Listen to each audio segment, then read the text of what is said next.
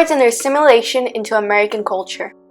When I first heard about coming to America, of course, as a GI bride, we had to apply to come over here as immigrants. One evening, we all met, assembled in this auditorium. They said, we're going to all get on the buses and go to Southampton tomorrow, where you'll board the ship that's going to take you to America. I didn't know what to expect. I'd never been on a ship before. When I first saw the Queen Mary, it was so massive. The Queen Mary was so famous in England. We all screamed it was as famous as the King and Queen. Well, we boarded the ship, 1,800 brides and their children. I was one of the many GI brides that sailed from Southampton on the Queen Mary March 13, 1946. It was a wonderful journey, so enjoyable. I shared a cabin on B-deck with 5 other brides and 1 baby, have many happy memories of the voyage, and have made lifetime friendships. Many suffered from the great horrors aboard the Zebulon V Vance when coming to America. As a part of the war effort and rationing, the soldiers started to take away baby formula from the children and wives. On board the ship, they had no safety regulations. The ship had overflowing toilets and 0 maintenance. After when the war ended in 1945 is when the war brides started to arrive. It was through the passage of the War Bride Act that allowed the admission of these aliens. It gave the wives and children full citizenship when they had married to the U.S. soldier. Although they felt that way then, before or during the wartime, soldiers were not recommended to fraternize with the native woman. They were told to focus on the battle, but even with the persistence, few had actually listened. Many soldiers created bonds and married these foreign women. The brides from Asia were mainly from cantons, aka South Korean whorehouses, or the local area. While on the other hand, European wives were mainly nurses or just women assisting in the war. These women saw Americans as a new beginning, and when the military government denied them the freedom to move here with their children, there was an uproar. The families protested, stating how their children wanted their fathers. After the uprising of the war brides, American government finally gave in and allowed these foreign women and their children to come join their husbands in America. When arriving to America, they not only brought their foreign blood, but also their unique cultural traditions. While mostly European customs were accepted, Asian customs were thrown and shunned. They were forced to become westernized by their in-laws. Many were obligated to change the way they dressed and learn how to become more American.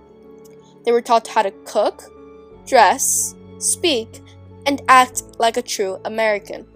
Being forced to learn how to walk in heels, do their hair correctly, and even change diapers in the American way. For example, Hiroko Tolbert was a Japanese war bride who had put on her most favorite fancy kimono for her new family. They were horrified and it made her change into Western clothing. They were forcing her to suppress her culture, and they even went as far as to change her name to Susie. And my in-law, they don't want to call me Hiroko, they call me Susie. The American family warned the new Susie. People would treat you differently in the US because Japan was a former enemy. Even for an American society, they were shunned as Japanese war propaganda came about. But also from Japanese American communities, they weren't accepted. Also, by these communities, Japanese women were seen as loose women. On the other hand, British war brides had an easier time, typically because of a common language and cultural similarities. British brides generally assimilated more easily than other immigrants, but their introduction to America was not entirely seamless. Since British brides did speak English, British brides had an aura of being more proper than American wives. They were seen as better than American wives, to which the Americans grew envious of them with no hope of assimilation. To cope with the loss, they made social clubs with other British brides. In New York, the war brides formed social clubs that served for decades as their emotional mainstays. A British war bride named Mrs. Gusaseri kept a Union Jack hanging in her office to say, "I'm British and proud." In this time period after the war, America and Britain had reconciliated and were going strong. The British war brides were allowed the freedom of speech to have that kind of patriotism, as opposed to Asian war brides from Japan and China, whom at the time were on unstable terms with us after the war. Having it easier, British GI brides also had the opportunity to return home as it was just across the Atlantic Ocean. The trip was only 7 days on the Queen Mary, whereas the other Asian war brides would have to travel across the world to get back home.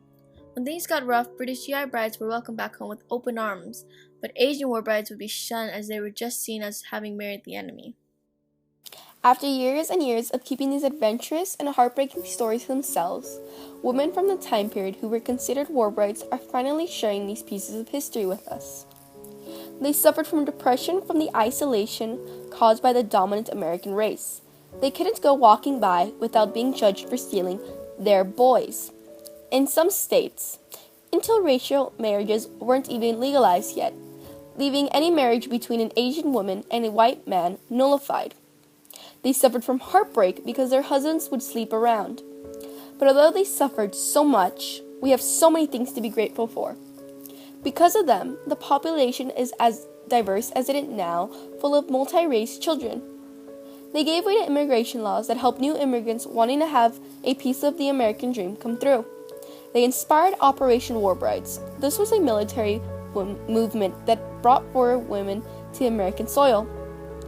Through them, we learned that language barriers, although difficult to overcome, can be done. In addition, these war brides created a bridge from multiple cultures, alleviating foreign tensions.